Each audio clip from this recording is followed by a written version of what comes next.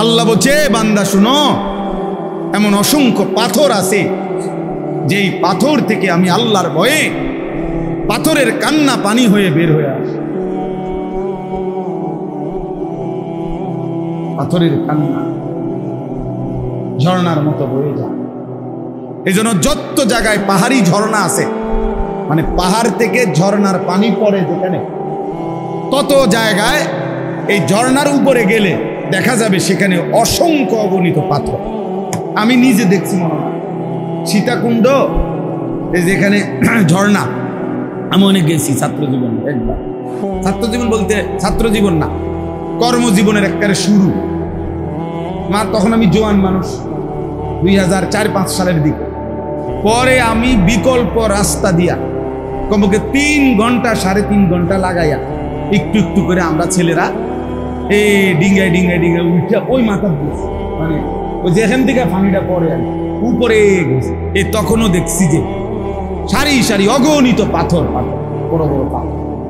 আল্লাহ যে বলছে পাথর আল্লাহর ভয়ে কাঁদে, সেই কান্না ঝর্ণা হয়ে নামে। লামা ইয়াতাফাজ্জারু মিনহুল আনহার ওয়া ইন্না মিনহা লামা ইয়াহবিতু মিন খাশিয়াতিল্লাহ। কোরআন শরীফে আছে, আল্লাহ বলছে বহু পাথর আছে এমন যেই পাথর আল্লাহর ভয়ে যখন লাফ দেয়, যখন উঠে পড়ে, তখন আল্লাহর ভয়ে ওই পাথর পাহাড়ের গা বেয়ে নিচে লামা ইয়াহবিতু, যেটা পড়ে যায় নিচে গড়াইয়া পড়ে, মিন খাশিয়াতিল্লাহ, তার ভয়ে। এই জন্য পাথরের গা বেয়ে যত পাথর পড়ে, পাহাড়ের গা বেয়ে, ঝর্ণার গা বেয়ে যত পাথর পড়ে, এরা প্রথমত তো কাঁদে, এরপরে আল্লাহর ভয়ে বেয়ে পড়ে। আল্লাহ কোরআনে বলছে,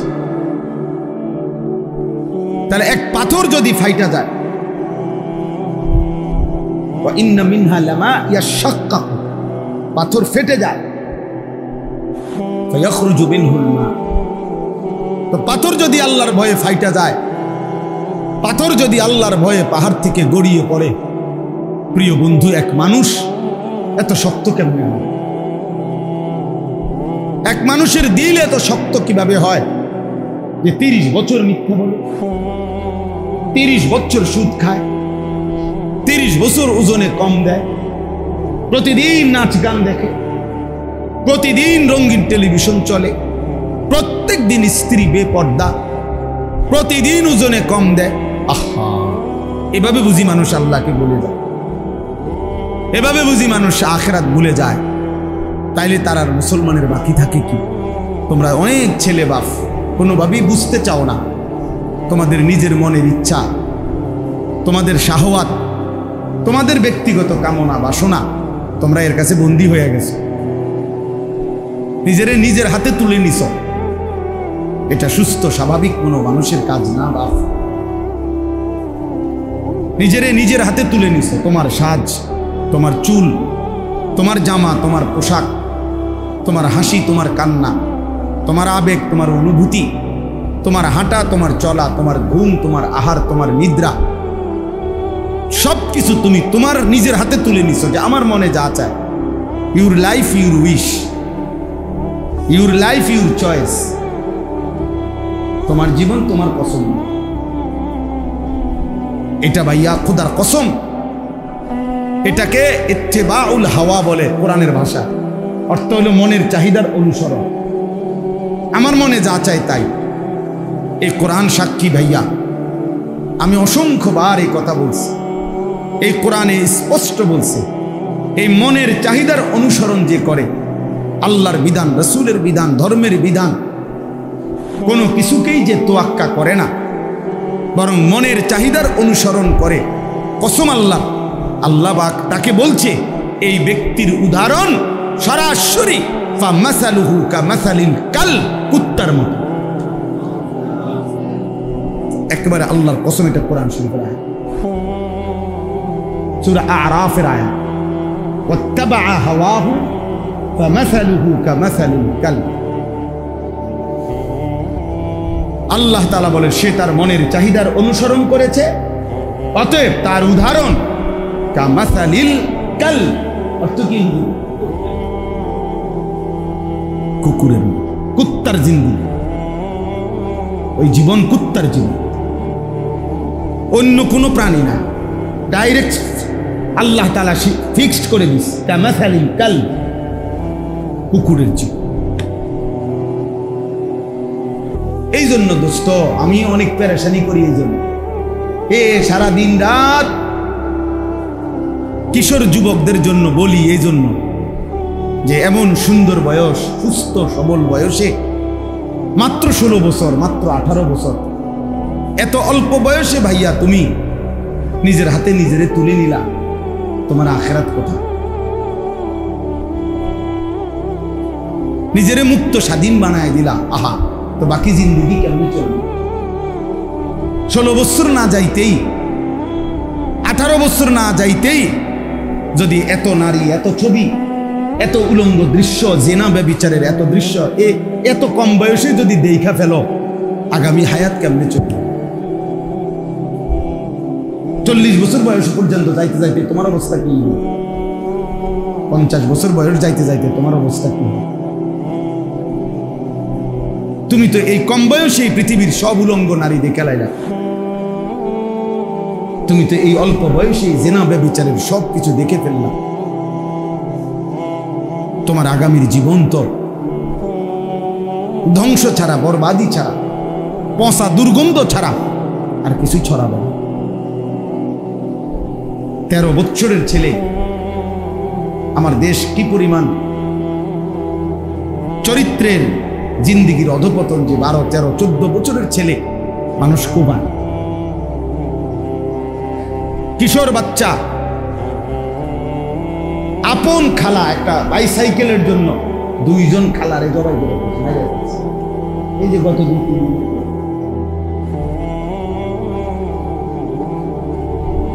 হ্যাঁ, বিষয়টা কি?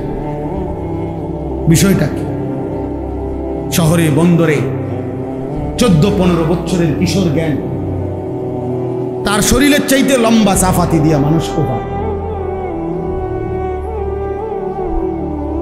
সে নিজেকে খুব ফুর্তি মনে করে, আমি বড় মৌজে আছি, আমার চুল বেঈমানের মতো, আমার পোশাক বেঈমানের মতো, আমি এক ওয়াক্ত নামাজ পড়ি না, আমি যখন মন চায় দিন নাই রাত নাই নারী দেখি, ছবি দেখি, আমার একটা মোবাইল আছে, উলঙ্গ ছবি দেখছি, বন্ধুদের আড্ডা দিতেছি, মোটরসাইকেল চালাইতেছি। কই এই পৃথিবীর কেউ নাই, আমার মা বাবা, আত্মীয় স্বজন, দেশ, বংশধর, একটা লোক নাই যে আমারে বাধা দিবে।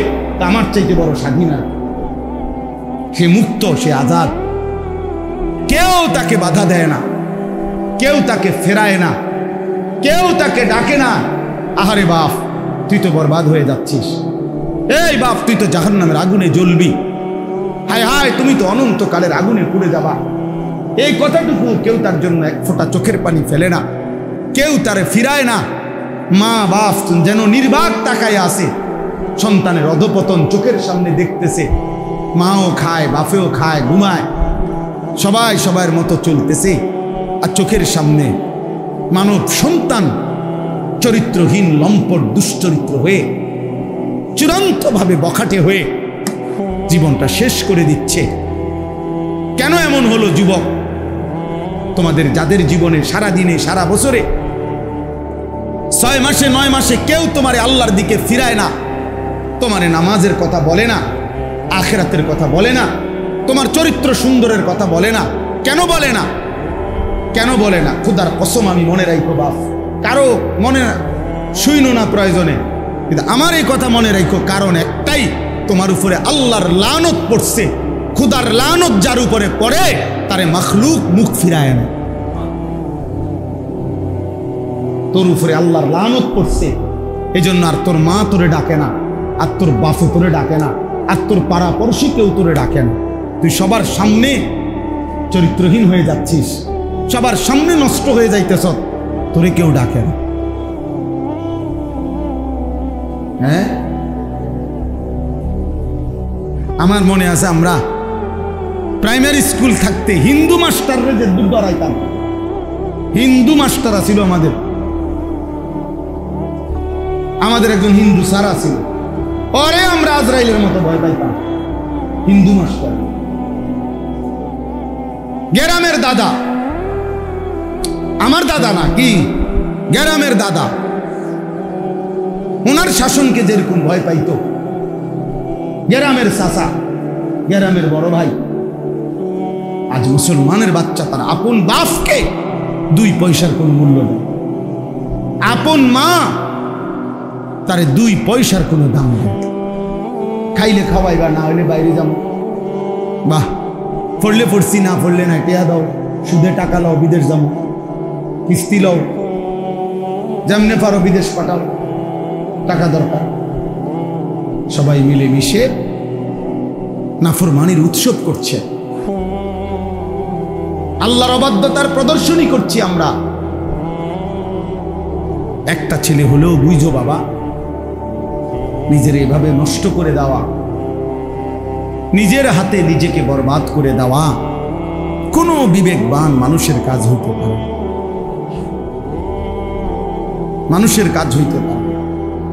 এটা জন্তু জানোয়ারের জন্য মানাইতে পারে, ইনসানের জন্য এটা মানায় না, মানায় না।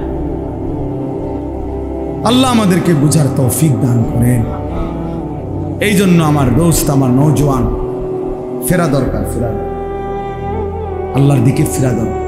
আমার বাপ, আমার ভাই, প্রিয় ভাই, রাগ হইও না। নির্ধারিত কাউরে ধমক দেওয়া তো মাকসাদ না, নির্ধারিত কারোর সাথে তো কোনো দ্বন্দ্বও নাই ব্যক্তিগতভাবে। তাহলে আমার উদ্দেশ্য এই কথাটা বলা, প্রত্যেকটা কিশোর যুবক তোমরা ভাইবো বাবা, তোমার এই অবস্থা কেন? যারা তোমারে না, যারা 1 ওয়াক্ত নামাজ পড়ো না বাপ, একটা বার হইল ভাইবো, তোমার কলজাটা এরকম পাথর হয়ে গেল কেন যে তোমার 1 ওয়াক্ত নামাজ পড়তে মন চায় না? তুমি এত বড় জানোয়ার কেমনে হলে? কোন ইমানদার তো এত বড় জানোয়ার হইতে পারে না, কোন মুসলমানের বাচ্চা তো এত বড় জানোয়ার হইতে পারে না। তুমি এরকম জানোয়ার হইলা কেমনে যে তুমি তোমার বানানেওয়ালা মনিবকে এভাবে কেমনে ভুলে গেলা? এভাবে ভুলে গেলা কেমনে যে 365 দিনে কোনো দিন তোমার মনেও পড়লো না যে ফজরের নামাজ ফরজ, এটা আমার পড়া উচিত, এই কথাটাই কোনোদিন মনে পড়লো না? এমন লানত তোর উপরে কেন পড়লো রে ভাই? খোদার এমন গজব পড়লো কা তোর উপরে? বলো ভাই, একদিনও মনে পড়বে না? কোনোদিনও মনে পড়বে না? আল্লাহকে কখনোই মনে পড়বে না? মিথ্যা প্রতিদিন বলবে, চুরি প্রতিদিন, মদ জুয়া প্রতিদিন, নারী নেশা প্রতিদিন, অশ্লীল ছবি, গান, বাদ্য, জেনা, ব্যভিচারের দৃশ্য, নাচ গান প্রতিদিন, সুদ প্রতিদিন খায় মুসলমান, ঘুষ প্রতিদিন নেয় মুসলমান, মুসলমান প্রতিদিন ওজনে কম দেয়, মুসলমানের বিবি প্রতিদিন বেপর্দা, মুসলমানের ঘরে প্রতিদিন নাচ গান, প্রতিদিন রঙিন টেলিভিশন। ওহো, এটা হওয়ার কথা না। এত বিবেকহীন, এত পাষাণ মুসলমান হওয়ার পাথরতা এত পাষাণ না। হাসরের দিন কিয়ামতের মাঠের ইসরাফিল ফু দিলে এই পৃথিবীর অবস্থা কি হবে তার একটা ভয়ানক দৃশ্য আল্লাহ তাআলা এই সূরার মধ্যে শুরুতে উল্লেখ করছে। আল্লাহ তাআলা বলছেন যে যেদিন ইসরাফিল ফু দিবে সেদিন যে মা তার সন্তানকে দুধ পান করাইতেছিল সেই মা তার দুধের বাচ্চা ছুঁড়ে ফেলে দিবে। যে মায়ের পেটের বাচ্চা একদম প্রসব হওয়ার কাছাকাছি, 9 মাস 10 মাস, এরকম গর্ভবতী নারী এভাবে ছুটবে যে গর্ভের বাচ্চা নিজে নিজেই বের হয়ে পড়ে যাবে এবং মানুষ দিক বিদিক হয়ে মাতালের মতো ঘুরতে থাকবে। আর প্রত্যেকেই এই কথা বুঝে ফেলবে যে আল্লাহর আযাব এসে গেল, আখিরাতের সময় হয়েই গেল, তখন সব মানুষ স্থির হয়ে যাবে। এই কথাটা আল্লাহ তাআলা এখানে উল্লেখ করছে। ইসলামের ইতিহাসে সর্বপ্রথম জিহাদ আমাদের প্রিয় নবী সাল্লাল্লাহু আলাইহি ওয়াসাল্লাম এবং সাহাবায়ে কেরামকে মক্কা থেকে মদিনায় হিজরত করে যাওয়ার পর সর্বপ্রথম কাফেরদের মোকাবেলায় যুদ্ধ করার সরাসরি অনুমতি আল্লাহ তাআলা এই সূরার মাধ্যমে, এই সূরার আয়াত নাজিল করে অনুমতি দিয়েছে। প্রথম আয়াত জিহাদের আয়াত, উযিনা লিল্লাযীনা ইউকাতালুনা বিআন্নাহুম যুলিমু, এখানে আছে ওয়া ইন্নাল্লাহা আলা নাসরিহিম লাকাদির। আল্লাহ তাআলা বলেন ঈমানদারদের জন্য অনুমতি দেওয়া হলো যুদ্ধের, যেহেতু লম্বা সময় তাদের উপরে জুলুম হয়েছে।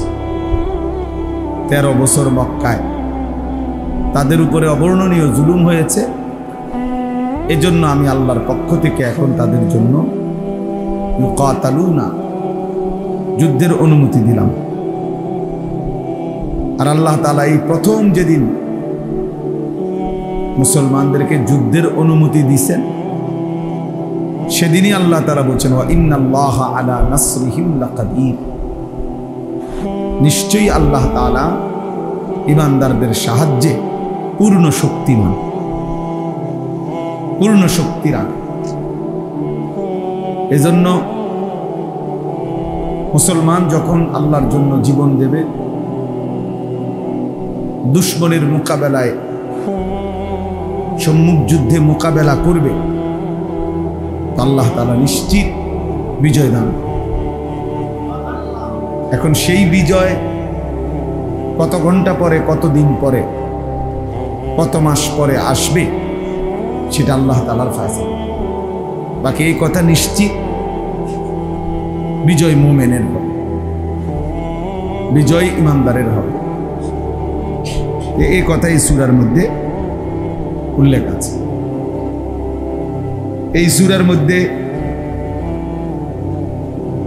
একটা আশ্চর্য উদাহরণ আছে। যারা মূর্তি পূজা করে, আল্লাহকে বাদ দিয়ে অন্য কাউকে ডাকে, মূর্তির, পাথরের, দেবতার, তো আল্লাহ তাআলা তাদেরকে খুব সুন্দর একটা দৃষ্টান্ত দিছে এই সূরাতে। তোমরা যারা মূর্তি পূজা করো, পাথরের পূজা করো, ওই ভাই কথা বলো না, কথা বলো, সাবধান, একদম কথা বলবা না, মোবাইল নিয়ে খসর করবা না। যাদের হাতে মোবাইল ধরা, হাতে হাতে মোবাইল ধরে রেকর্ড করা নিষেধ আমার পক্ষ থেকে, একদম স্পষ্ট নিষেধ। ভালো না লাগলে চলে গেলে ভালো, দয়া করে, না তো আমি উঠাই দেবো। আমি এটা পছন্দ করি না, সদবদর মানুষ আমার পছন্দ না। আমি কোনো এখানে ভোটে দাঁড়াইছি না যে আপনার কাছে ইলেকশনের জন্য আসছি, আমি জনপ্রিয়তা দিয়ে বা করবো, আমি তো ইলেকশনে দাঁড়াইতাম না, কোনো ইচ্ছাই নাই। আমি জোর করে কইলেও না। আপনি বলবেন আপনাদের দেয়, কহ না, দরকার নেই, দেওয়ানোরও দরকার, দেওয়ানোরও দরকার নেই, আমিও নিতাম না, কেউ আমার না। এই জন্য বললাম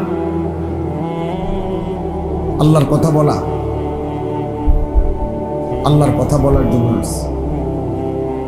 এই জন্য ভাইয়া খামখেয়ালি করা ঠিক না। আল্লাহর ঘর মসজিদ সর্বোচ্চ আদবের জায়গা, সর্বোচ্চ শ্রদ্ধা, ভক্তি, সম্মান, মহব্বতের জায়গা। আল্লাহর নবী সাল্লাল্লাহু আলাইহি সাল্লাম বলেন, মসজিদের প্রতি যার প্রচন্ড ভালোবাসা, হাসরের দিন সে আল্লাহর আরশের নিচে ছায়া পাবে। এটা হাদিস।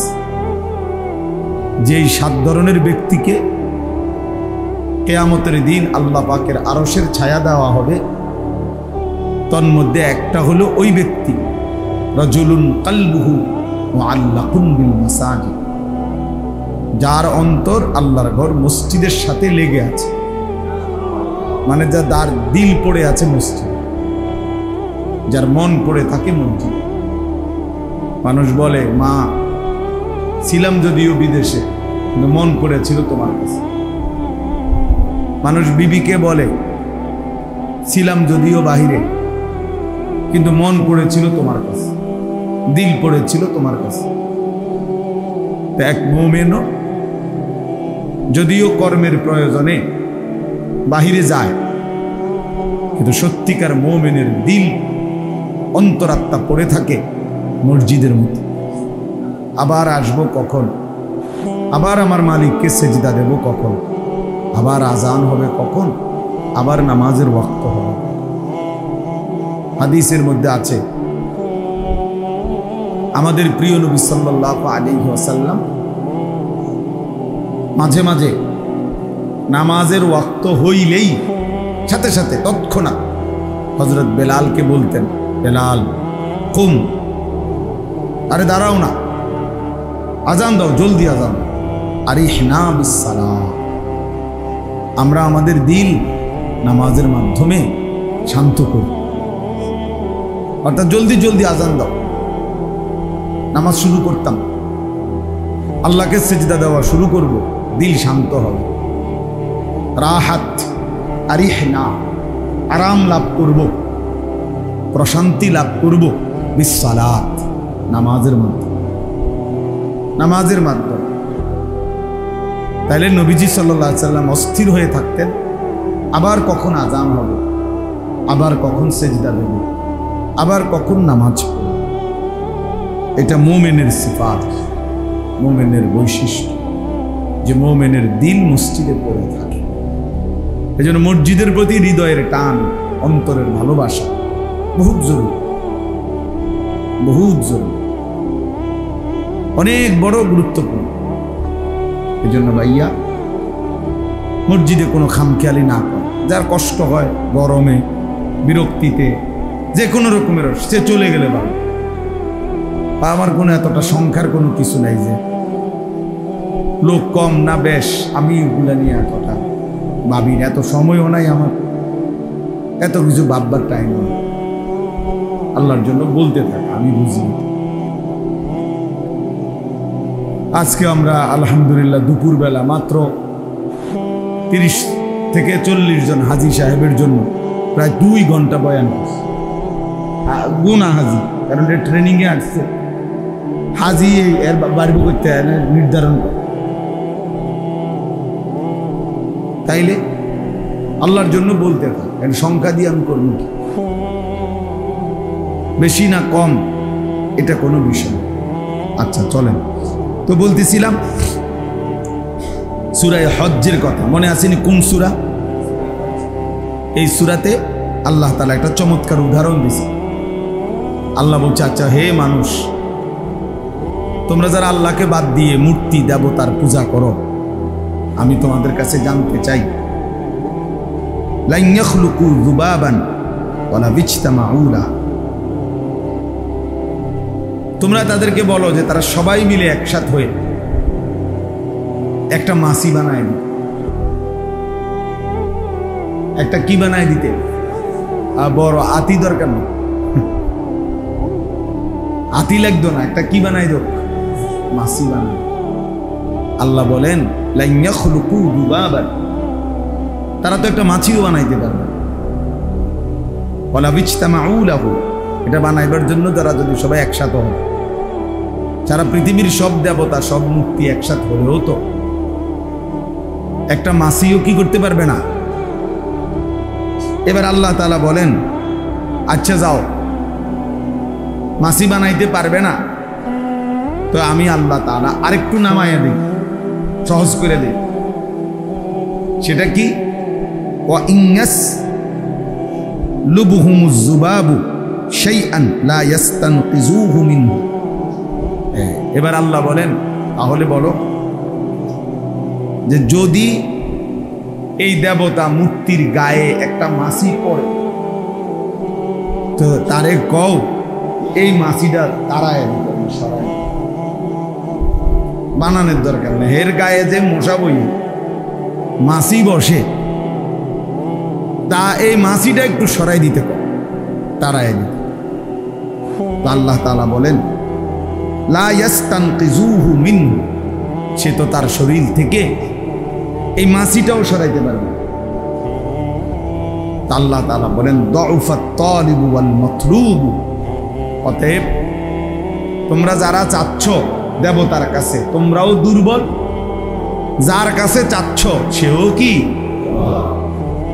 দুটোটাই বেওকুফ। বুঝেন না? যার কাছে চাচ্ছ সেও দুর্বল, তুমি তো নিজেই দুর্বলই, যেহেতু তুমি দুর্বল দেখেই তো চাইতেছ। দুফাত তালিবু ওয়াল মাতলুব, তালেব এবং মাতলুব। তালেব মানে প্রার্থী, যে চায়, মাতলুব মানে যার কাছে চায়, উভয়ই দুর্বল।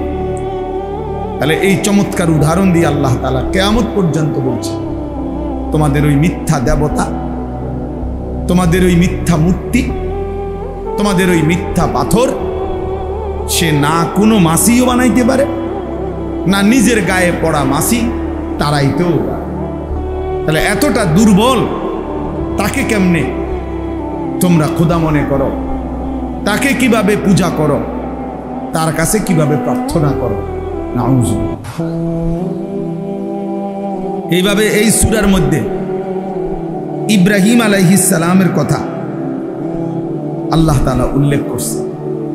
ইব্রাহিম আলাইহিস সালাম, আল্লাহ তাআলা বলছেন মিল্লাতা আবিকুম ইব্রাহিম হুয়া সাম্মাকুমুল মুসলিমিন। এই যে এই কথাটা আমরা এমনি অনেকেই জানি। আল্লাহ তাআলা বলছে তোমাদের মিল্লাতের পিতা, তোমাদের মুসলিম জাতি সত্তার পিতা ইব্রাহিম, তিনি তোমাদেরকে মুসলিম হিসাবে নামকরণ করেছেন।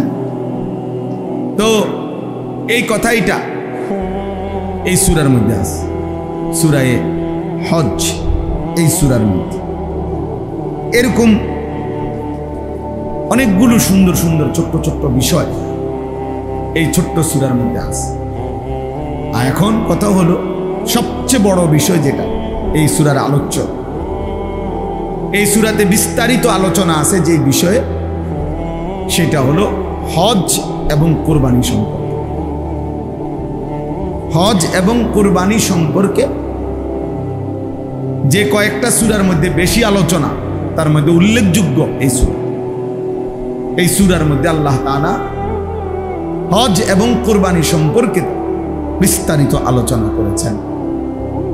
সূরা বাকারার মধ্যেও আল্লাহ তাআলা হজ সম্পর্কিত আলোচনা করেছেন।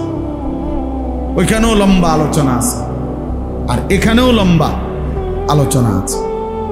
তো আমি যে দুইটা আয়াত পড়ছি, এই দুইটা আয়াতের মধ্যে হজ সম্পর্কিত কথাও আছে, কোরবানি সম্পর্কিত কথাও আছে, আর আল্লাহর অনুগত বিনয়ী বান্দার সিফাত বৈশিষ্ট্য কি এ কথাও আছে। এবার চলেন এই দুই আয়াত আমরা শুনি। আল্লাহ তাআলা বলতেছেন 34 নম্বর আয়াতে সূরা হজ, ওয়ালিকুল্লি উম্মাতিন জাআলনা মানসাকান। এই হলো প্রথম কথা। আল্লাহ তাআলা বলেন, আল্লাহ তাআলা প্রত্যেক উম্মতের জন্য, প্রত্যেক জাতি গোষ্ঠী সম্প্রদায়ের জন্যই নির্ধারণ করেছেন মানসাক। মানসাক অর্থটা কি আমি বলতেছি একটু পরে, আগে এই শব্দটাই যেমনি আছে এমনি বলেন। আল্লাহ তাআলা বলেন প্রত্যেক উম্মতের জন্য আমি আল্লাহ নির্ধারণ করেছি মানসাক। কি নির্ধারণ করেছেন? কে নির্ধারণ করেছেন? আল্লাহ।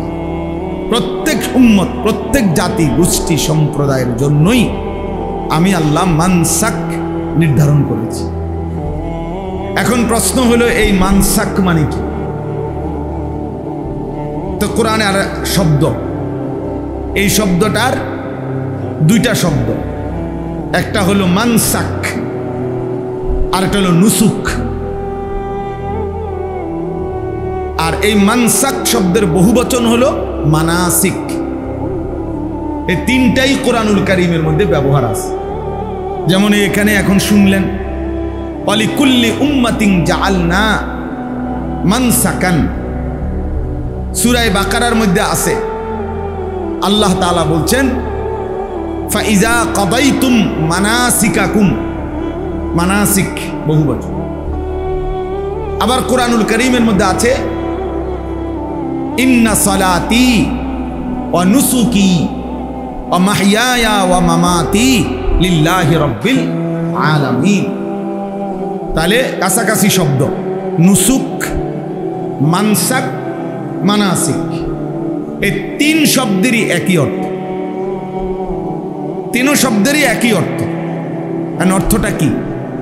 অর্থ তিনটা। এই শব্দটির তিনটা অর্থ। এক নাম্বার হলো কোরবানি, দুই নাম্বার হলো হজ, তিন নাম্বার হলো সমস্ত ইবাদত। তাহলে মানসাক শব্দের প্রথম অর্থ কি?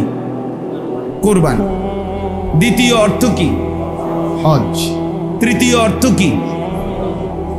সমস্ত ইবাদত। ইবাদত আর কি? আল্লাহর ইবাদত। এই তিনটাই এই শব্দের অর্থ। এখন কোরআনুল কারীমের মধ্যে এবং রাসূলুল্লাহ সাল্লাল্লাহু আলাইহি সাল্লামের হাদিসের মধ্যেও এই শব্দটি আছে। নবীজি বলছে খুযু আন্নী মানাসিকাকুম। কোরআন শরীফ আছে ইব্রাহিম আলাইহিস সালাম আল্লাহর ঘর কাবা বানাইয়া দোয়া করছে, দোয়ার মধ্যে এটা বলছে ওয়া আরিনা মানাসিকানা, এরকম শব্দ আছে। তাইলে মুফাসসিরিনে কেরাম, উলামায়ে কেরাম হাদিস এবং কোরআনে পূর্বাপর কথার, কোরআনের এই কথাগুলোর আগ পিস মানে সামনের বক্তব্য এবং পিছনের বক্তব্য, এগুলো বিশ্লেষণ করে দেখে, পূর্বাপর দেখে কোথাও বলছেন কোরবানি এই অর্থ প্রাধান্য পাবে, কোথাও হজ এই অর্থ প্রাধান্য পাবে, কোথাও ইবাদত এই অর্থ প্রাধান্য পাবে, এই অর্থ প্রাধান্য। যেমন এইখানে ওয়ালিকুল্লি উম্মাতিন জাআলনা মানসাকান, আল্লাহ বলেন আমি প্রত্যেক জাতির জন্য নির্ধারণ করেছি মানসাক। তো তিনটাই অর্থ, কথা বলেন, তিনটাই অর্থ কি না? অর্থ কি? আমি প্রত্যেক উম্মতের জন্য কোরবানি নির্ধারণ করেছি, আমি প্রত্যেক জাতির জন্য হজ নির্ধারণ করেছি, আমি প্রত্যেক জাতির জন্য আমার ইবাদত নির্ধারণ করেছি। কিন্তু প্রাধান্য কোনটা? তো উলামায়ে কেরাম তাফসীরের মধ্যে সামনে পিছনে দেখে সেটা নির্ধারণ করে দিছেন। এখানে কোরবানি এই অর্থটা অগ্রগণ্য, প্রাধান্য। আবার ওই যে ওইখানে বললাম আল্লাহ বলছে ফাইজা কাদাইতুম মানাসিকাকুম ফাযকুরুল্লাহা কাযিকরিকুম আবাআকুম আও আশাদ্দা যিকরা, যখন তোমাদের মানাসিক শেষ হয় তখন তোমরা পুনরায় আল্লাহ তাআলার জিকির করো। তো ওইখানে পূর্বাপর কথার দ্বারা উলামায়ে কেরাম, মুফাসসিরিনে কেরাম নির্ধারণ করে দিয়েছেন যে ওইখানে অর্থ হবে হজ। হজ অর্থ হলো আল্লাহ তাআলা বলেন তোমাদের হজ্জের আমল যখন শেষ হয়, শেষ দিনের পাথর মারা শেষ, এইবার তোমাদের করণীয় কি?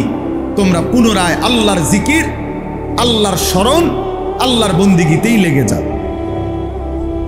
আর ইব্রাহিম আলাইহিস সালামের একটা দোয়া ওয়া আরিনা মানাসিকানা, ওইখানে অর্থ হবে মানাসিক, আল্লাহ আপনি আমাদেরকে মানাসিক দেখায়া দেন, শিখায়া দেন, বলে দেন।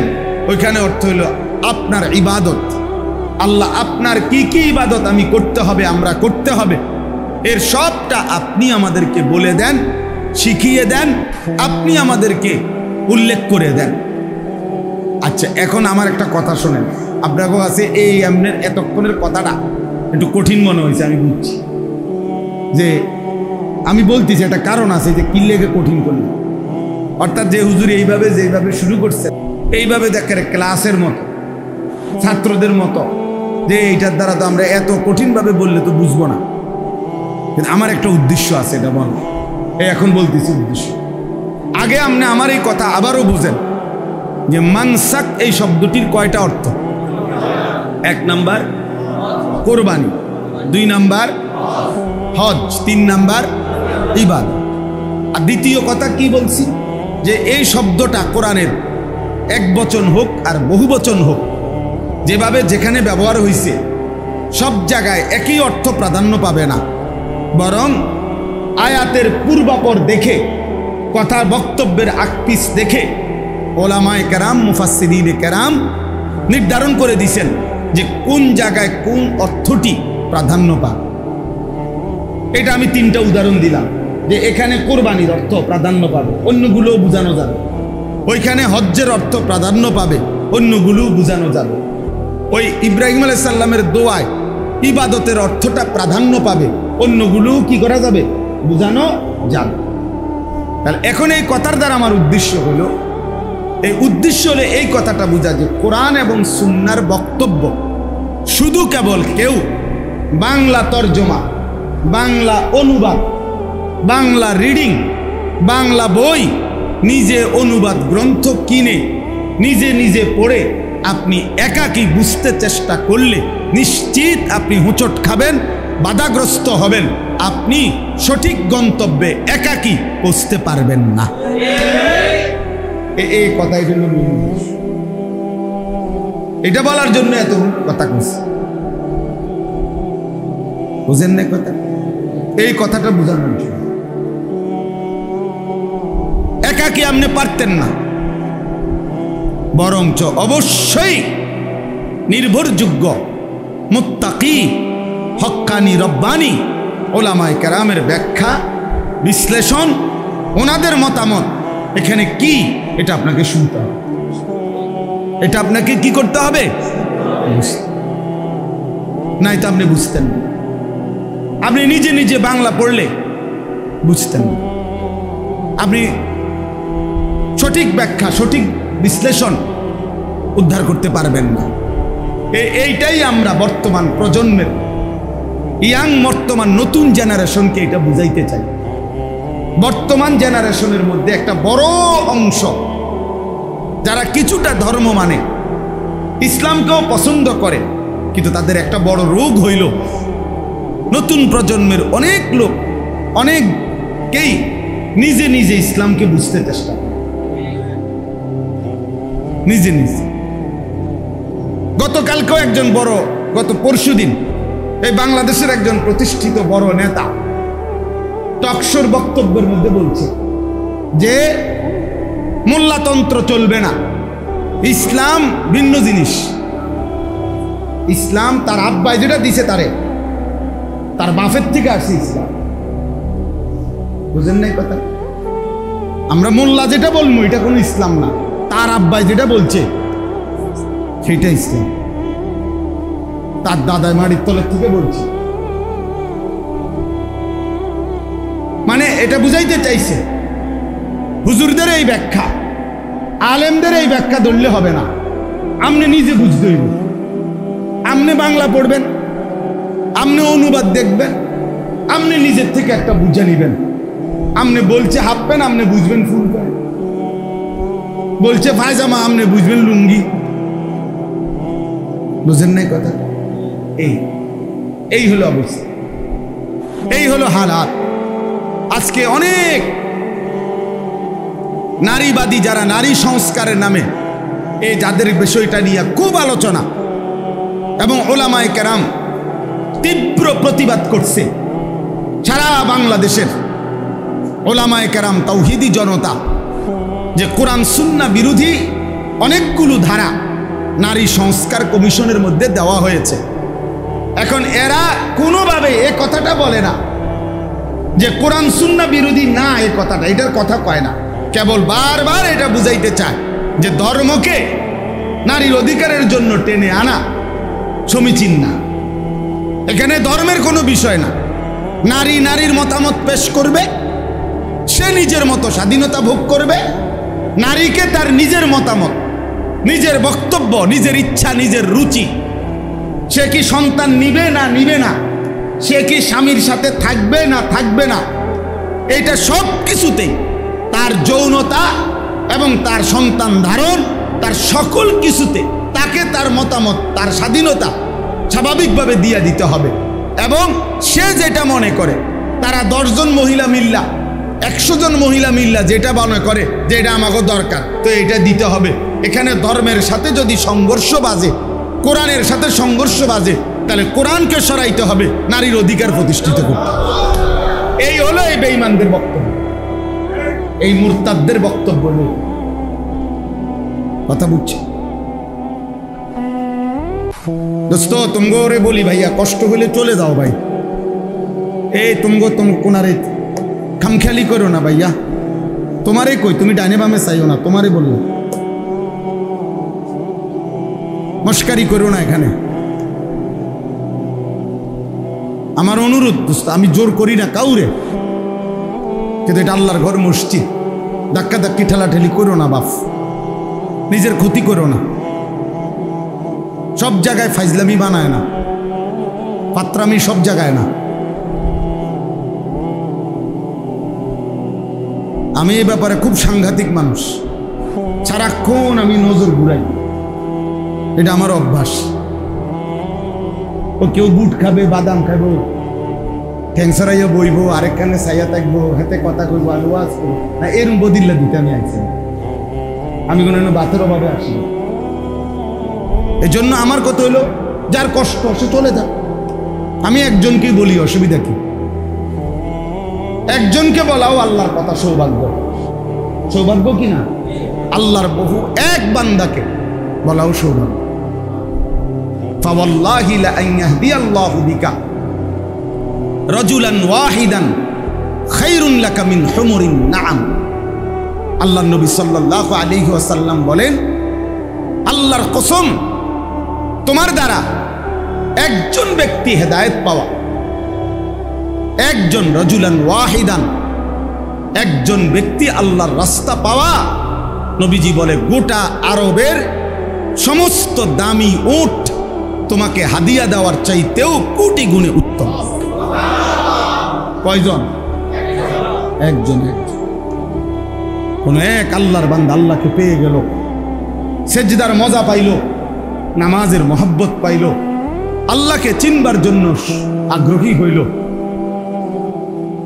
তো এইটা গোটা আরবের সমস্ত দামি উট। নবীজি তখনকার হিসাবে উদাহরণ দিচ্ছে। এজন্য দয়া করে, এটা জরুরি বিষয়। তোমরা অনেক ছেলে বাপ কোনোভাবেই বুঝতে চাও না, তোমাদের নিজের মনের ইচ্ছা, তোমাদের শাহওয়াত, তোমাদের ব্যক্তিগত কামনা বাসনা, তোমরা এর কাছে বন্দী হয়ে গেছো, নিজের হাতে তুলে নিছ। এটা সুস্থ স্বাভাবিক কোনো মানুষের কাজ না বাপ। নিজের হাতে তুলে নিছ, তোমার সাজ, তোমার চুল, তোমার জামা, তোমার পোশাক, তোমার হাসি, তোমার কান্না, তোমার আবেগ, তোমার অনুভূতি, তোমার হাঁটা, তোমার চলা, তোমার ঘুম, তোমার আহার, তোমার নিদ্রা, সবকিছু তুমি তোমার নিজের হাতে তুলে নিছো যে আমার মনে যা চায়। Your life your wish, your life your choice. তোমার জীবন তোমার পছন্দ। এটা ভাইয়া খোদার কসম, এটাকে ইত্তেবাউল হাওয়া বলে কোরআনের ভাষা। অর্থ হলো মনের চাহিদার অনুসরণ, আমার মনে যা চাই তাই। এই কোরআন সাক্ষী ভাইয়া, আমি অসংখ্যবার এই কথা বলছি, এই কোরআনে স্পষ্ট বলছে, এই মনের চাহিদার অনুসরণ যে করে, আল্লাহর বিধান, রসুলের বিধান, ধর্মের বিধান, কোনো কিছুকেই যে তোয়াক্কা করে না, বরং মনের চাহিদার অনুসরণ করে, কসম আল্লাহ, আল্লাহ পাক তাকে বলছে এই ব্যক্তির উদাহরণ সরাসরি ফামাসালুহু কামাসালিল কাল, কুত্তার মতো। একেবারে আল্লাহর কসম, এটা কোরআন শুনতে হয়, সূরা আরাফের আয়াত, ওয়াত্তাবা হাওয়াহু ফামাসালুহু কামাসালিল কাল। আল্লাহ তাআলা বলে সে তার মনের চাহিদার অনুসরণ করেছে, অতএব তার উদাহরণ কামাসালিল কাল, অর্থ কি? কুকুরের, কুত্তার জিন্দি, ওই জীবন কুত্তার জীবন, অন্য কোনো প্রাণী না। ডাইরেক্ট আল্লাহ তাআলা ফিক্সড করে দিস কামাসালিল কাল, কুকুরের জীবন। এই জন্য দোস্ত আমি অনেক পেরেশানি করি এই জন্য।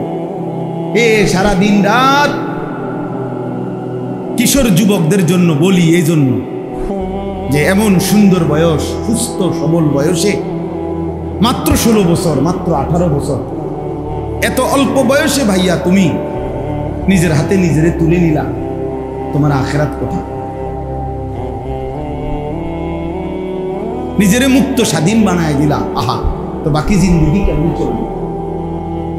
16 বছর না যাইতেই, 18 বছর না যাইতেই যদি এত নারী, এত ছবি, এত উলঙ্গ দৃশ্য, জেনা ব্যভিচারের এত দৃশ্য এত কম বয়সে যদি দেখা ফেলো, আগামী হায়াত কেমনে চলবে? 40 বছর বয়স পর্যন্ত যাইতে যাইতে তোমার অবস্থা কি? 50 বছর বয়স যাইতে যাইতে তোমার অবস্থা কি? তুমি তো এই কম বয়সে পৃথিবীর সব উলঙ্গ নারী দেখে লাইলা, তুমি তো এই অল্প বয়সে জেনা ব্যভিচারের সব কিছু দেখে ফেললা। তোমার আগামীর জীবন তো ধ্বংস ছাড়া, বরবাদি ছাড়া, পচা দুর্গন্ধ ছাড়া আর কিছুই ছড়াবে না। 13 বছরের ছেলে, আমার দেশ কি পরিমাণ চরিত্রের জিন্দিগির অধপতন, যে 12, 13, 14 বছরের ছেলে মানুষ কোবায়। কিশোর বাচ্চা, আপন খালা একটা বাইসাইকেলের জন্য 2 জন খালারে জবাই করে এই যে গত 2-3 দিন।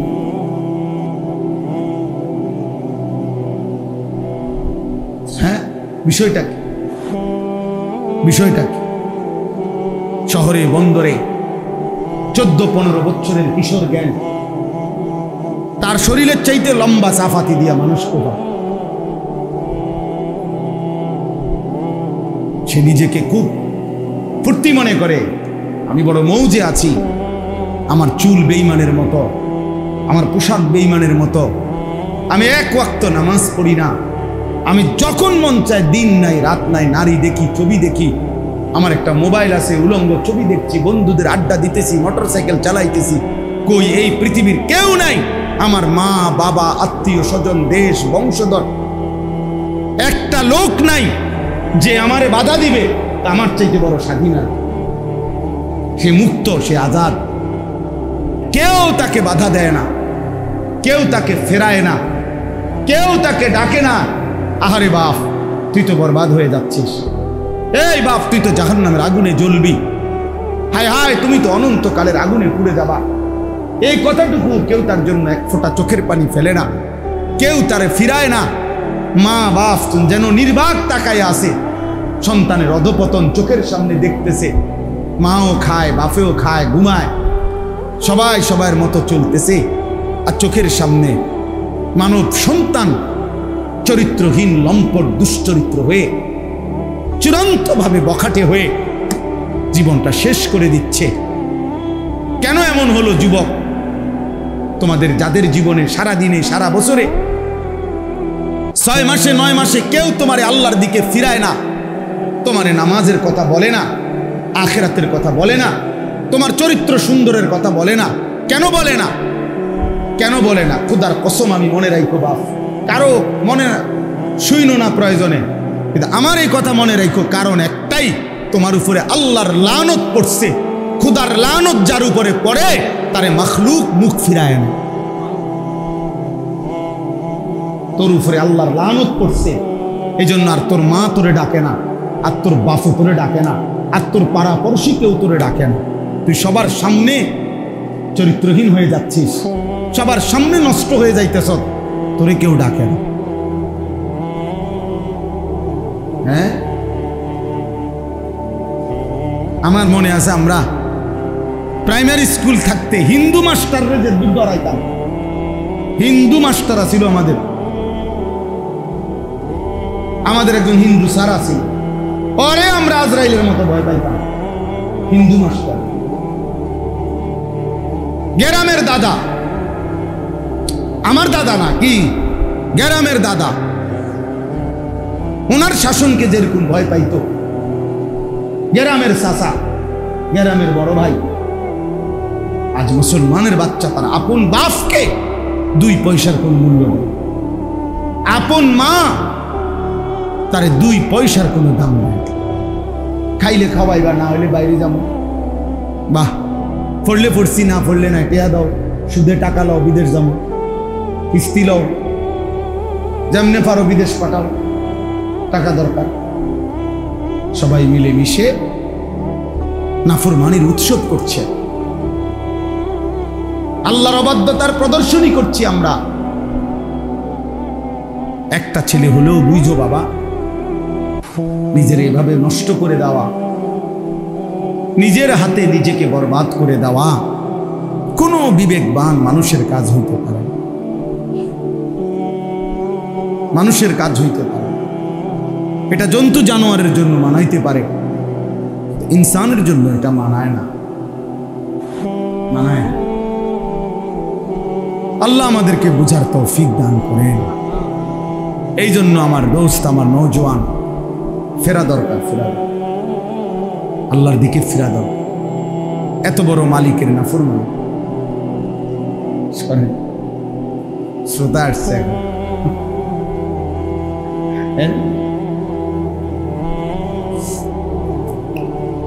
আপনার আরামের জন্য সুবিধা হয় বসে।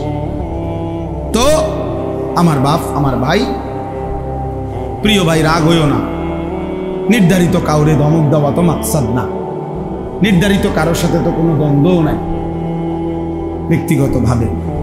তাহলে আমার উদ্দেশ্য এই কথাটা বলা, প্রত্যেকটা কিশোর যুবক তোমরা ভাইবো, বাবা তোমার এই অবস্থা কেন? যারা তোমারে না, যারা 1 ওয়াক্ত নামাজ পড়ো না বাপ, একটা বার হইলো ভাইবো, তোমার কলজাটা এরম পাথর হয়ে গেল কেন যে তোমার 1 ওয়াক্ত নামাজ পড়তে মন চায় না? তুমি এত বড় জানোয়ার কেমনে হইলে? কোন ইমানদার তো এত বড় জানোয়ার হইতে পারে না, কোন মুসলমানের বাচ্চা তো এত বড় জানোয়ার হইতে পারে না। তুমি এরম জানোয়ার হইলা কেমনে যে তুমি তোমার বানানেওয়ালা মনিবকে এভাবে কেমনে ভুলে গেলা? এভাবে ভুলে গেলা কেমনে যে 365 দিনে কোনো দিন তোমার মনেও পড়লো না যে ফজরের নামাজ ফরজ, এটা আমার পড়া উচিত, এই কথাটাই কোনোদিন মনে পড়লো না? এমন লানত তোর উপরে কেন পড়লো রে ভাই? খোদার এমন গজব পড়লো কা তোর উপরে? বলো ভাই, একদিনও মনে পড়বে না? কোনোদিনও মনে পড়বে না? আল্লাহকে কখনোই মনে পড়বে না? মিথ্যা প্রতিদিন বলবে, চুরি প্রতিদিন, মদ জুয়া প্রতিদিন, নারী নেশা প্রতিদিন, অশ্লীল ছবি, গান, বাদ্য, জেনা, ব্যভিচারের দৃশ্য, নাচ গান প্রতিদিন, সুদ প্রতিদিন খায় মুসলমান, ঘুষ প্রতিদিন নেয় মুসলমান, মুসলমান প্রতিদিন ওজনে কম দেয়, মুসলমানের বিবি প্রতিদিন বেপর্দা, মুসলমানের ঘরে প্রতিদিন নাচ গান, প্রতিদিন রঙিন টেলিভিশন। ওহো, এটা হওয়ার কথা না। এত বিবেকহীন, এত পাষাণ মুসলমান হওয়ার পাথরতা এত পাষাণ না। কোরআন শরীফে সূরা বাকারাতে আছে, আল্লাহ তাআলা বলছেন, ওয়া ইন্না মিনাল হিজারাতি লামা ইয়াতাফাজ্জারু মিনহুল আনহার। আল্লাহ বলছে, বান্দা শুনো, এমন অসংখ্য পাথর আছে যেই পাথর থেকে আমি আল্লাহর ভয়ে পাথরের কান্না পানি হয়ে বের হয়ে আসে। পাথরের কান্না ঝর্ণার মতো বয়ে যায়। এই জন্য যত জায়গায় পাহাড়ি ঝর্ণা আছে, মানে পাহাড় থেকে ঝর্ণার পানি পড়ে যেখানে, তত জায়গায় এই ঝর্ণার উপরে গেলে দেখা যাবে সেখানে অসংখ্য অগণিত পাথর। আমি নিজে দেখছি, মনে হয় সীতাকুণ্ড, এই যেখানে ঝর্ণা, আমি অনেক গেছি ছাত্র জীবনে একবার। ছাত্র জীবন বলতে ছাত্র জীবন না, কর্মজীবনের একেবারে শুরু। মা তখন আমি জোয়ান মানুষ, 2004-05 সালের দিকে। পরে আমি বিকল্প রাস্তা দিয়া কমপক্ষে 3 ঘন্টা 3.5 ঘন্টা লাগাইয়া একটু একটু করে আমরা ছেলেরা এই ডিঙ্গায় ডিঙ্গায় ডিঙ্গায় উঠে ওই মাথা দিয়েছি, মানে ওই যেখান থেকে পানিটা পরে আর উপরে গেছে। এই তখনও দেখছি যে সারি সারি অগণিত পাথর, পাথর বড় বড় পাথর। আল্লাহ যে বলছে পাথর আল্লাহর ভয়ে কাঁদে, সেই কান্না ঝর্ণা হয়ে নাম। লামা ইয়াতাফাজ্জারু মিনহুল আনহার ওয়া ইন্না মিনহা লামা ইয়াহবিতু মিন খাশিয়াতিল্লাহ। কোরআন শরীফে আছে, আল্লাহ বলছে বহু পাথর আছে এমন যেই পাথর আল্লাহর ভয়ে যখন লাফ দেয়, যখন উঠে পড়ে, তখন আল্লাহর ভয়ে ওই পাথর পাহাড়ের গা বেয়ে নিচে নেমে। লামা ইয়াহবিতু, যেটা পড়ে যায় নিচে গড়াইয়া পড়ে, মিন খাশিয়াতিল্লাহ, কার ভয়ে?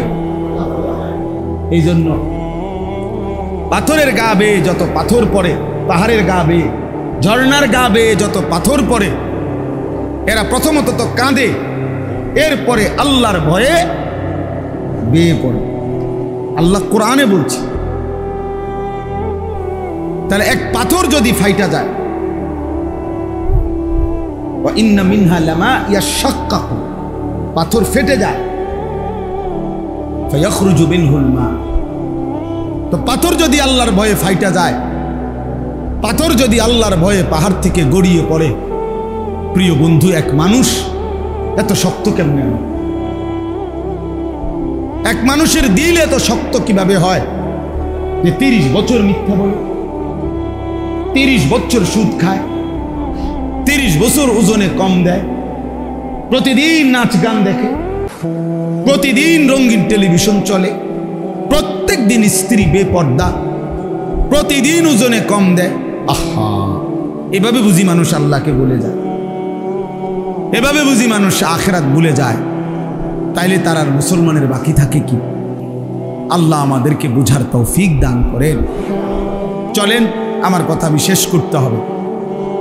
একে তো গরম, রাত অনেক হয়েছে, এই জন্য আপনাদের কাছে আমি এটা বুঝাইতে চাই।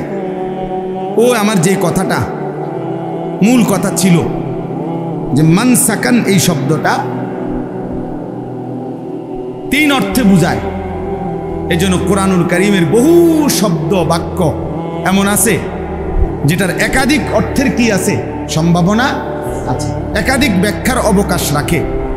সেক্ষেত্রে ওলামায়ে কেরামের সংস্পর্শ, সত্যিকার মুত্তাকি আলেমে দ্বীনের সান্নিধ্য এবং উনাদের থেকে সরাসরি বুঝা না ছাড়া, নিজে নিজে বুঝতে যাওয়া, পদস্খলন ছাড়া, অ্যাক্সিডেন্ট ছাড়া, বিপদ ছাড়া, আখিরাতের বরবাদি ছাড়া আর কিছু ডেকে আনবে। আর এই জন্য আল্লাহর কোরআন পড়া নিষেধ নাই, রাসূলুল্লাহ সাল্লাল্লাহু আলাইহি সাল্লামের হাদিস পড়তে নিষেধ নাই, অনুবাদ পড়তেও মানা নাই, তরজমা পড়তেও মানা নাই, ব্যাখ্যা পড়তেও মানা নাই, তাফসির পড়তেও মানা নাই। কিন্তু সিদ্ধান্ত নিতে গেলে ওলামায়ে কেরাম থেকে নিজে নিজে সিদ্ধান্ত নেওয়ার অনুমতি নাই। বুঝেন নাই কথা? এইটা জরুরি বিষয়, এটা জরুরি বিষয়। এই জন্য আমরা প্রত্যেকেই ওলামায়ে কেরাম ওনাদের কাছ থেকেই দিন বুঝার সিদ্ধান্ত নেব, চেষ্টা করব ইনশাআল্লাহ।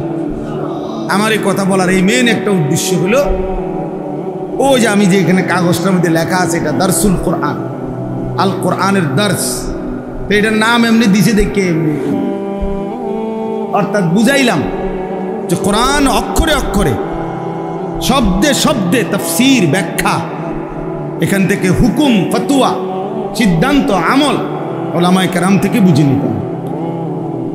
আমরা মাদ্রাসায় প্রতি লাইন ওস্তাদের কাছে পড়ছি, কথা বুঝছেন না? এমন না যে হুজুর ফরা দিয়া দিছে বাড়ির কাজ, 3 পৃষ্ঠা বাংলা পড়ে আইসো, বা এই পৃষ্ঠার থেকে এই পৃষ্ঠা পড়ে রাখবো, পরীক্ষা তাইব, এই সমস্ত তর্জমা আমরা পড়ি না।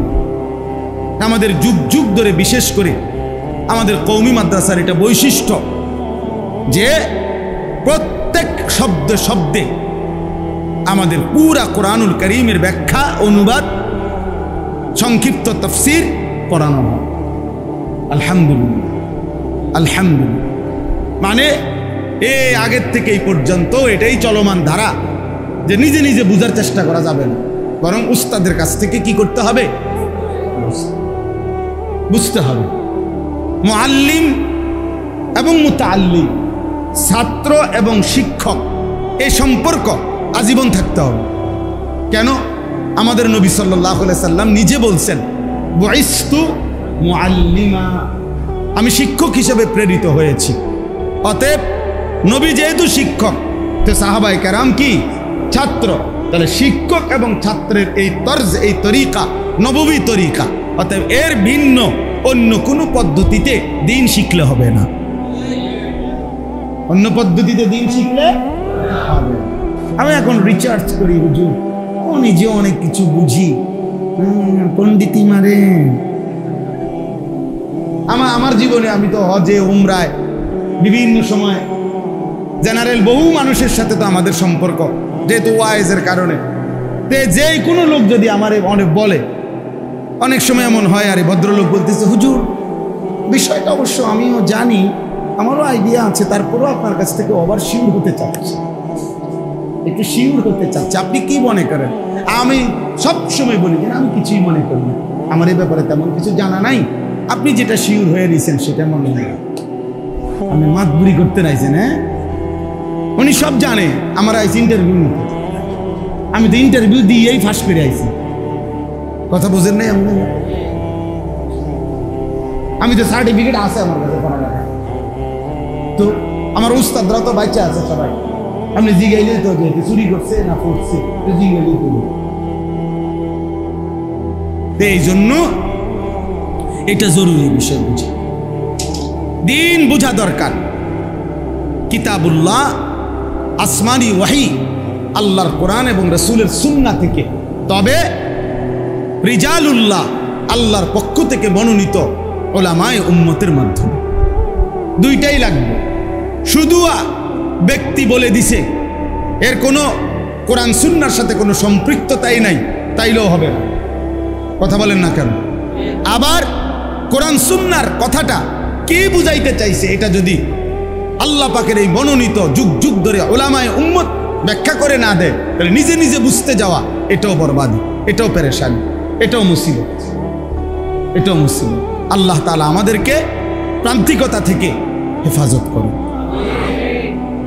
এবার আসেন বাকিটা শুধু তর্জমা বলি, তাইলে কথা শেষ। আল্লাহ তাআলা বলেন, ওয়ালিকুল্লি উম্মাতিন জাআলনা মানসাকান, প্রত্যেক উম্মত, জাতি, গোষ্ঠীর জন্য আমি আল্লাহ কোরবানি নির্ধারণ করেছি। ওই যে এখানে মনে আসেনি কি কইছিলাম, যে প্রাধান্য পাবে কোন অর্থ? কোরবানি।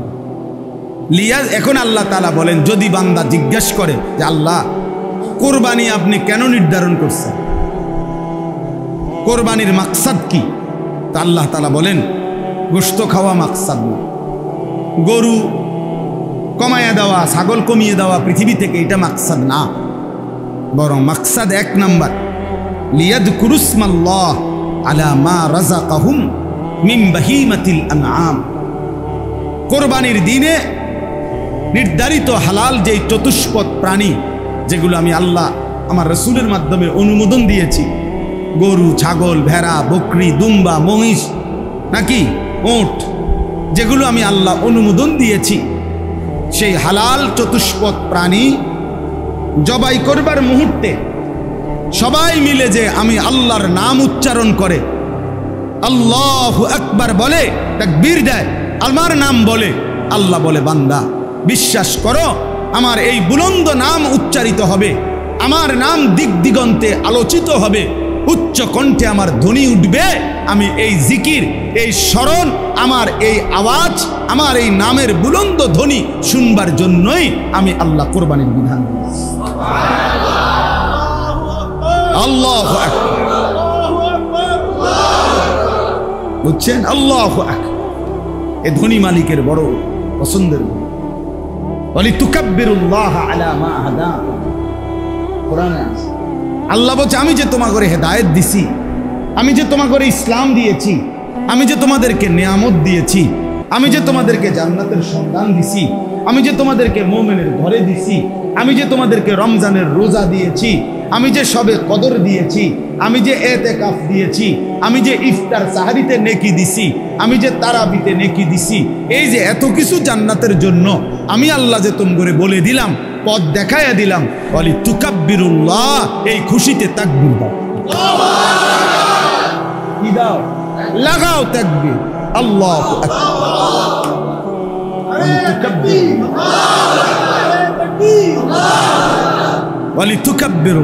এই জন্য রমজানের চাঁদ উঠলে ঈদুল ফিতরের দিন ঈদুল ফিতরের নামাজ পড়া পর্যন্ত আমল কি?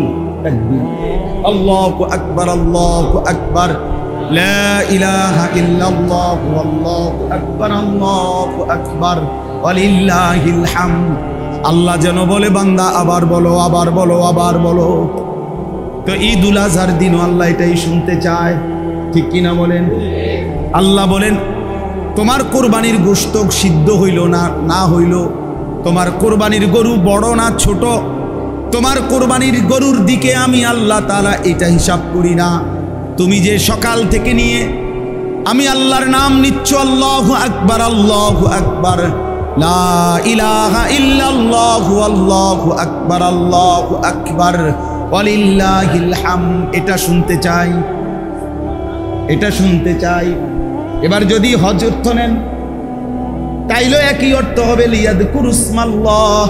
আল্লাহ বলেন বান্দা আমি হজ্জের বিধান দিয়েছি কেন? আমার বান্দা যখন ইহরাম পরে তখনও বারবার আমার বান্দা আমার নাম বলে, লাব্বাইক আল্লাহুম্মা লাব্বাইক, লাব্বাইক লা শারীকা লাকা লাব্বাইক, ইন্নাল হামদা ওয়ান নি'মাতা লাকা ওয়াল মুলক লা শারীকা লাক। আমার তাওহীদ বুলন্দ করে, আমার নাম বুলন্দ করে। হ্যাঁ, এজন্য সমস্ত ইবাদতের মধ্যে যদি সমস্ত ইবাদত উদ্দেশ্য নেন তো সব ইবাদতের মধ্যেই মাকসাদ আল্লাহকে স্মরণ করা। তাহলে যদি মানসাকান অর্থ কোরবানি নেন তাইলেও আল্লাহর স্মরণ, তাকবীর। যদি হজ নেন তাও আল্লাহর স্মরণ, যদি ইবাদত নেন তাও কি আর স্মরণ? আল্লাহর স্মরণ জিন্দা। এজন্য এক মুমিনের, এক ইমানদারের জীবনের সবচেয়ে বড় বৈশিষ্ট্য, এক মুমিন মানেই সে তার মালিককে স্মরণ। আমার বাপ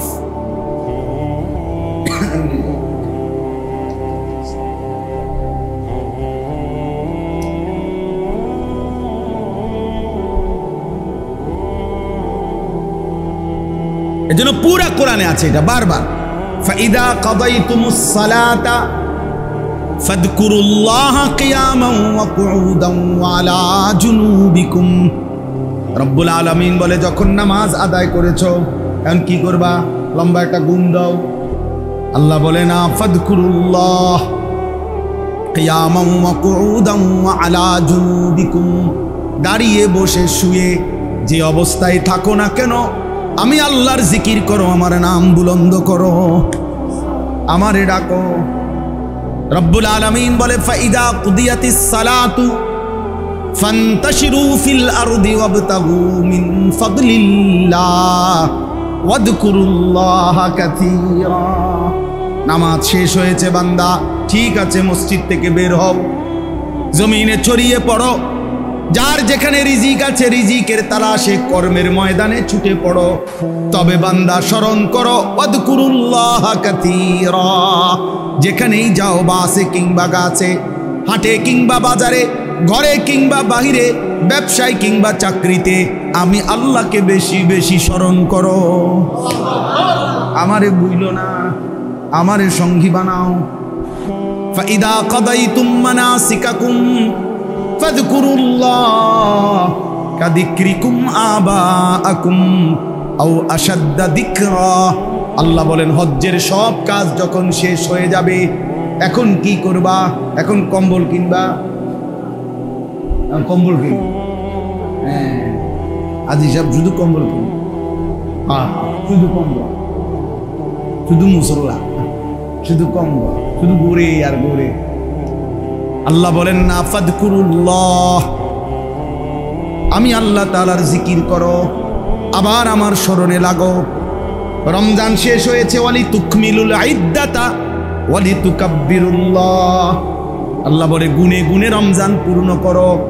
রমজান যখন পূর্ণ হয় এবার কি করো? ওয়ালি তুকাব্বিরুল্লাহ, আমার তাকবীর বলো, তাকবীর বলো। হর আমল, প্রত্যেক আমল ভাইয়া মালিকের চাওয়া, বান্দা আমল যখন যেটা দিছি তখন সেটা করো। বাকি জিকির আমারে ছাইরো না, আমার ডাক তুমি ছাইরো না। তুমি এখন কোনো আমল না থাকুক, মুমিনের কোনো অবসর নাই। মুমিনের এমন জীবন হতে পারে না যে এই মুহূর্তে আমার হাতে কোনো কাজ নাই, এটা কোনো মুমিনের জীবন না। এই মুহূর্তে কোনো কাজ নাই, না না, এই মুহূর্তে আল্লাহর জিকির, এটা সারাক্ষণ আমার উপরে চলমান ডিউটি। এই জন্য এই জন্য কি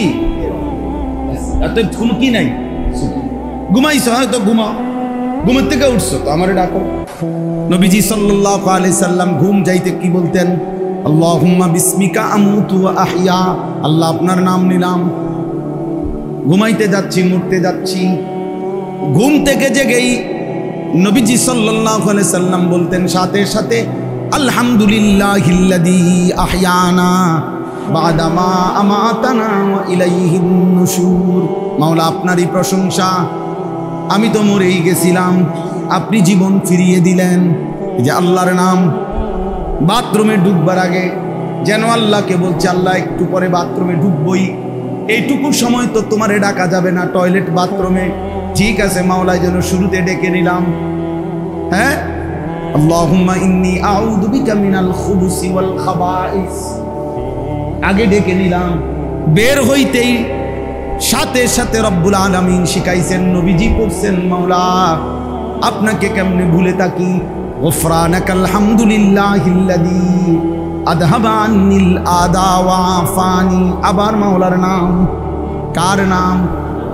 এজন্য রব্বুল আলামিন বলেন, মান শাগালাহু যিকরি আন মাসআলাতি আতাইতুহু আফদালা মিম্মা উতিয়াস সাইলিন। আমার কোন বান্দা যদি আমি আল্লাহর জিকির বেশি বেশি করতে গিয়ে যদি আমার কাছে দোয়া করতেও ভুলে যায়, যদি আমার কাছে নিজের প্রয়োজন বলতেও ভুলে যায়, আমি আল্লাহ ওয়াদা দিলাম সব মানুষ চাইয়া আমি আল্লাহ থেকে যা নিয়েছে আমার জিকিরকারী বান্দাকে আমি তার চাইতে বেশি দেব।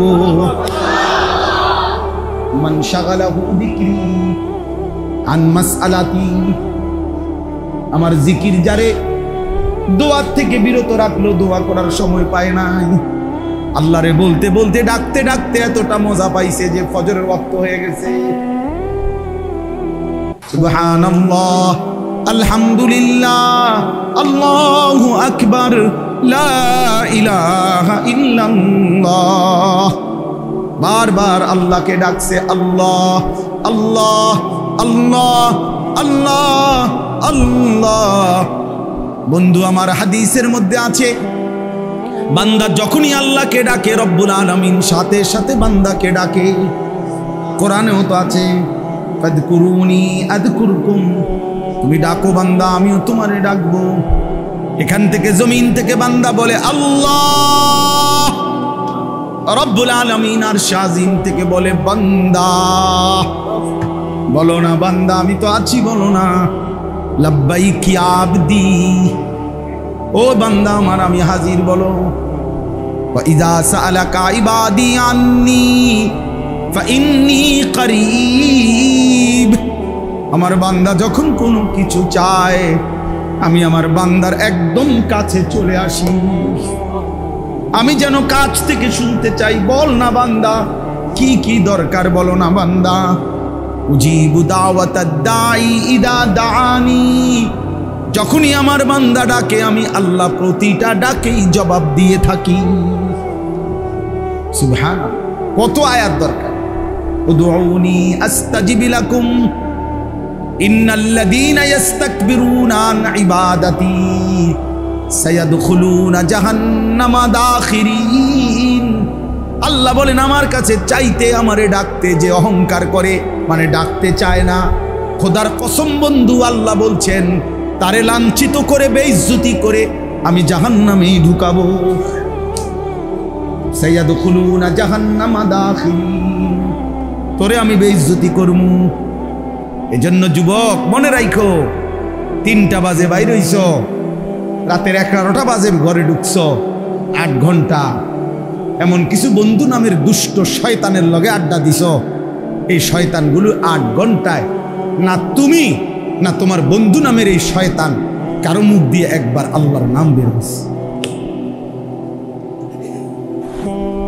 কি বন্ধুর সাথে আড্ডা দিলা? এমন শয়তানের লগে আড্ডা দিলা কেন?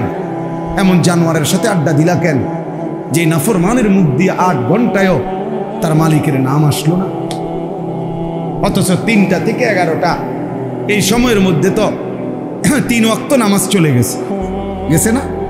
এই 8 ঘন্টার মধ্যে আসরের আজান হয়েছে, এই 8 ঘন্টায় মাগরিবের আজান হয়েছে, এই সময়ের ভিতরে এশার আজান হয়েছে। কইছে বন্ধু নামের শয়তান কেন মনে করাইল না? এজন্য কোরআনে আছে বহু নাফরমান ব্যক্তি হাসরের ময়দানে নিজের আঙ্গুল এরকম দাঁত দিয়া কামড়াইয়া ছিঁড়ে ফেলবে আর আফসুস করবে আর বলবে ইয়া লাইতানি লাম আত্তাখিজ ফুলানান খলিলা, হায় আফসুস আমার মন্দ কপাল, ওই দুষ্টটাকে আমি কেন বন্ধু বানাইলাম। যদি তাকে বন্ধু না বানাইতাম লাকাদ আদাল্লানি আনিদ যিকর বা'দা ইদ জাআনি, আমার কাছে আজান আসছিল, আমার কাছে কালেমার আওয়াজ আসছিল, কিন্তু এই বন্ধু নামের এই শয়তান আদাল্লানি আনিজ যিকরি, এ আমারে আল্লাহর জিকির থেকে পথহারা করে দিয়েছে।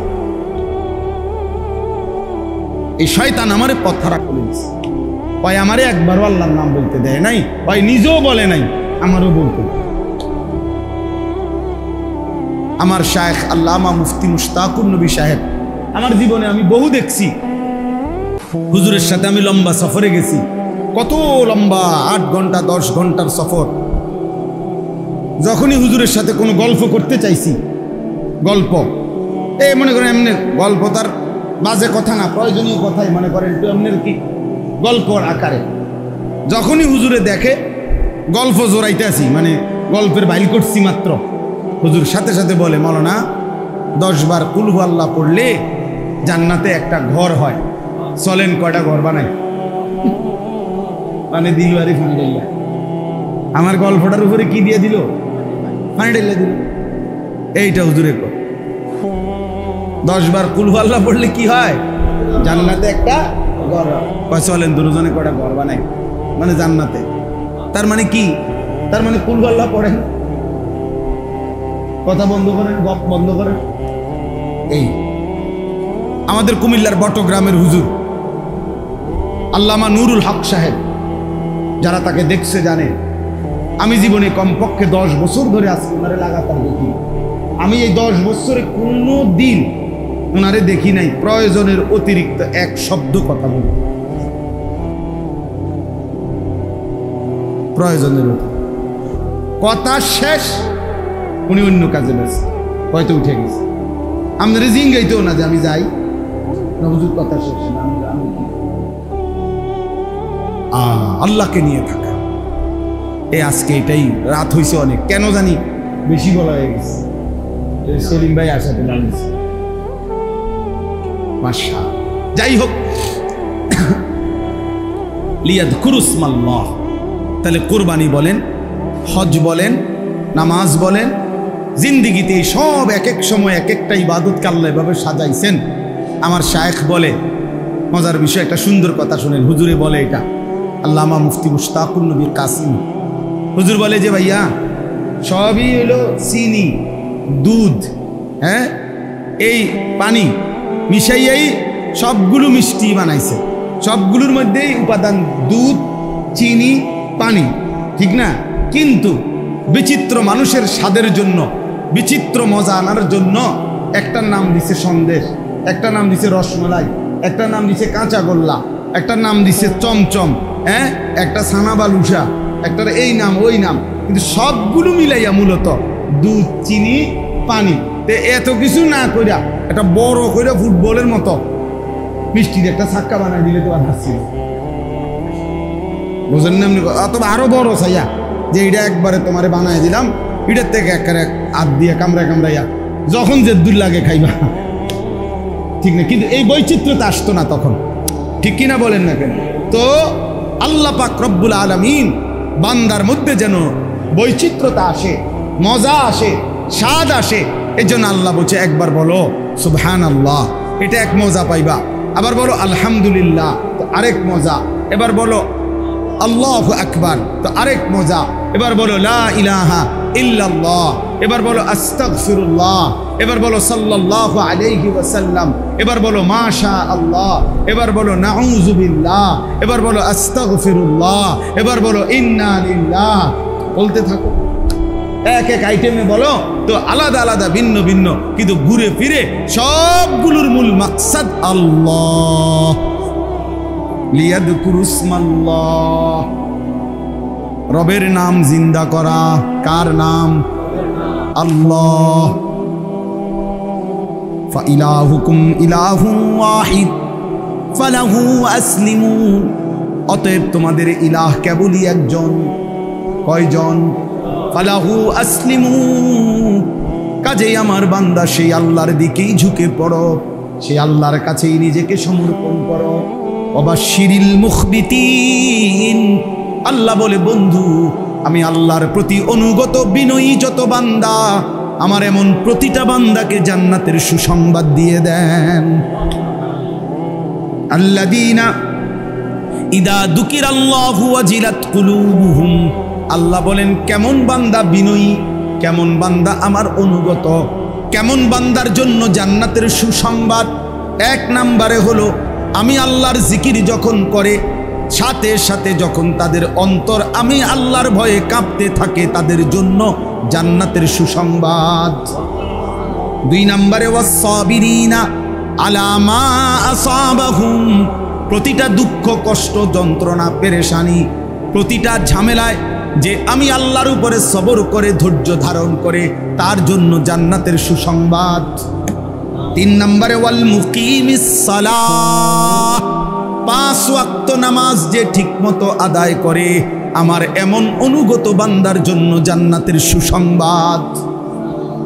4 নম্বরে ওয়া মিম্মা রাযাকনাহুম ইউনফিকুন, আমি আল্লাহর দেওয়া রিজিক থেকে যারা আমার রাস্তায় খরচ করে, হজ ফরজ হলে হজ করে, যাকাত ফরজ হলে যাকাত দেয়, কুরবানি ওয়াজিব হইলে কুরবানি দেয়, আবার সাদাকাতুল ফিতির ওয়াজিব তো সাদকায়ে ফিতির আদায় করে, দান করে, সাদাকা করে, অভাবী, গরিব, দুস্থ, অসহায়, এতিম, বৃদ্ধ, নারী, প্রতিটা বিপদগ্রস্ত, প্রতিটা দিনই কাজে যে দান করতে থাকে, আল্লাহ বলেন এমন বান্দার জন্য জান্নাতের সুসংবাদ। খালাস। আল্লাহ আমাদেরকে তৌফিক দান করেন। মূল বক্তব্য হইল কি বলা উদ্দেশ্য? মালিকের নাম উচ্চারণ। কার নাম? ওই জবান দামি হয় যে জবান তার রবের নাম। হাসরের দিন দুনিয়াতেও আল্লাহ বলছে, কোরআনে আছে, আলাম নাজআল লাহু আইনাইন ওয়া লিসানান ওয়া শাফাতাইন। আল্লাহ বলে আমি কি তোমার 2টা চোখ দেই নাই? আমি কি একটা জিহ্বা দেই নাই? আমি কি 2টা ঠোঁট দেই নাই বান্দা? তা আমার ঠোঁটে আমার নাম হবে না? আমার জিহ্বায় আমার নাম দিবা না? আমার চোখে আমারে দেখবা না? কি পরিমাণ মায়া করে কথাটা আল্লাহ যদি এটা সম্মান, এই আনিস চোখটা আমার না, তাই কি বলতাম যে আপনার। আল্লাহ যদি বলে আমার চোখে আমার কালাম দেখল না, আমার দেওয়া জিহ্বায় আমার নাম নিলা না, কেমন হলো? তো পৃথিবীতে এরকম গাদ্দাররে ভদ্রলোক বলবে কি? যার থেকে সে 24 ঘন্টা পায়, সে তার প্রতি অকৃতজ্ঞ, সে তার বিরুদ্ধাচরণ করে, তার হুকুম অলঙ্ঘন করে। এরকম মানুষকে পৃথিবীতে কোন যুক্তিতে, কোন শব্দে তারে ভদ্রলোক বলবে? বলেন না কেন মিয়া? কথা বলে এজন্য কোনো বেনামাজি, কোনো হারামখোর, কোনো নাফরমান ভদ্রলোক হইতে পারে না। ইমানদারি ভদ্র, সেজদাওয়ালাই ভদ্র, কালেমাওয়ালাই ভদ্র। আল্লাহকে যে ভয় করে সেই কেবল কি? আল্লাহ আমাদেরকে তৌফিক দান করেন। আল্লাহ তোমাদের যুবকদেরকে কবুল করে নেন।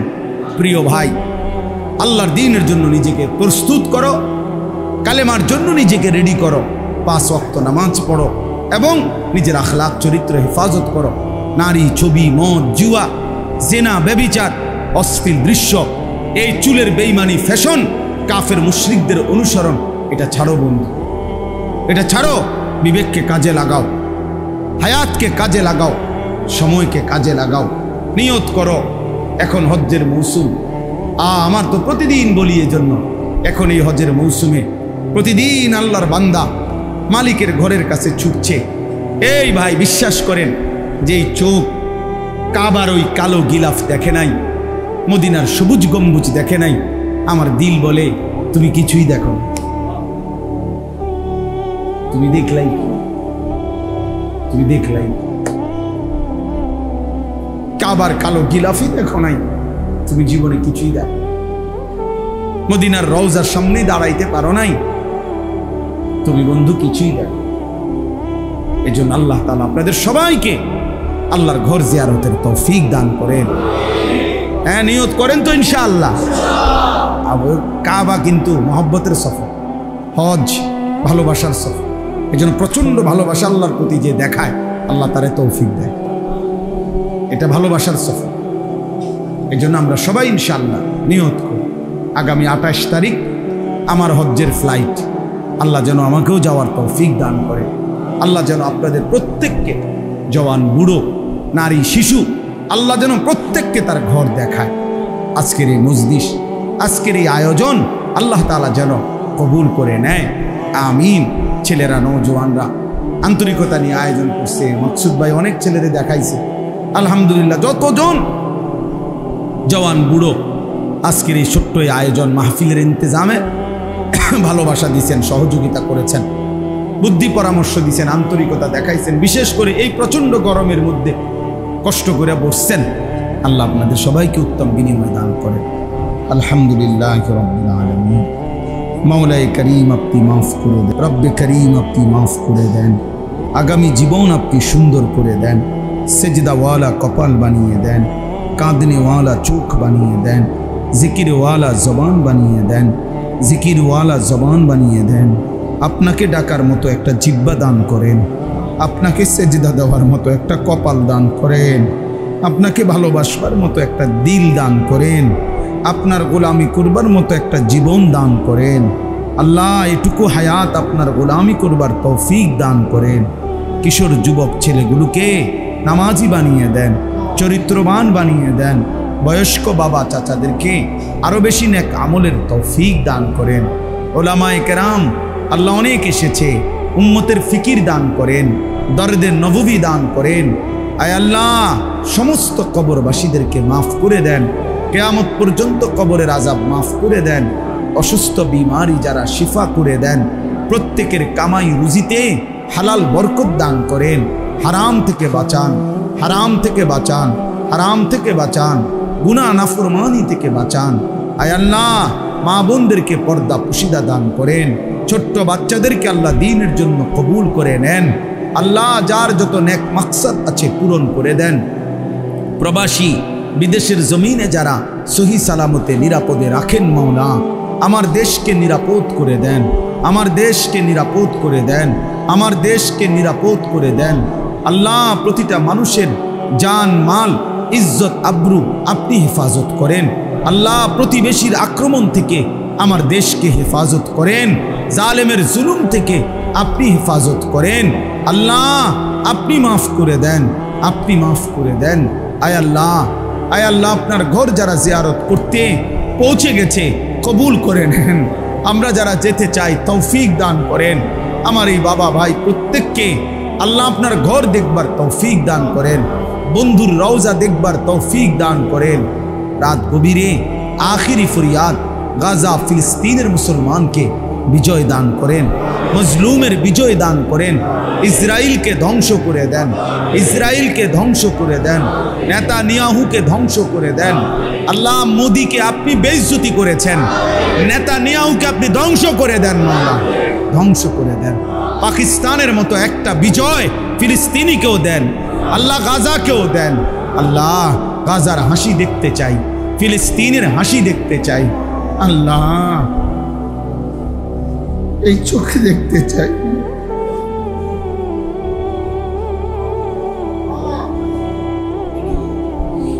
আল্লাহ, মজলুমের বিজয় দান করে, কালেমার বিজয় দান করে, হকের বিজয় দান করেন।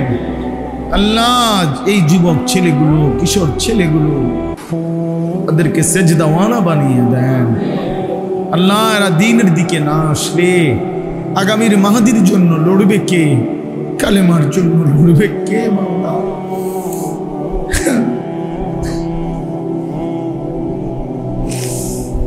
আল্লাহ, আমাদের সন্তান আমাদেরকে ফিরায়া দেন, আমাদের যুবক আমাদেরকে ফিরায়া দেন, আমাদের কিশোর আমাদেরকে ফিরায়া দেন। রব্বির হামহুমা কামা রব্বায়ানি সগীরা। আয় আল্লাহ, প্রত্যেকের নেক মাকসাদ পূরণ করে দেন। সুবহান রাব্বিকা রব্বিল ইজ্জাতি আম্মা ইয়াসিফুন ওয়া সালামুন আলাল মুরসালিন ওয়ালহামদুলিল্লাহি